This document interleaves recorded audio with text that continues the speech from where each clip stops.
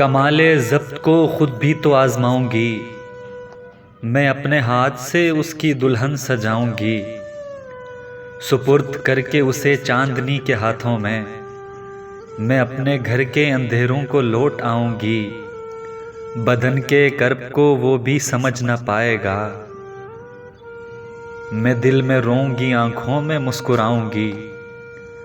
وہ کیا گیا کہ رفاقت کے سارے لطف گئے، میں کس سے روٹھ سکوں گی کسے مناؤں گی، اب اس کا فن تو کسی اور سے ہوا منسوب، میں کس کی نظم اکیلے میں گنگناؤں گی، وہ ایک رشتہ بے نام بھی نہیں لیکن میں اب بھی اس کے اشاروں پہ سر جھکاؤں گی، بچھا دیا تھا گلابوں کے ساتھ اپنا وجود،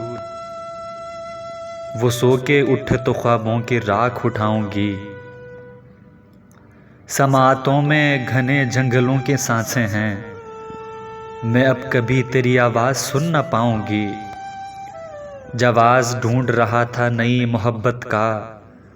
وہ کہہ رہا تھا کہ میں اس کو بھول جاؤں گی۔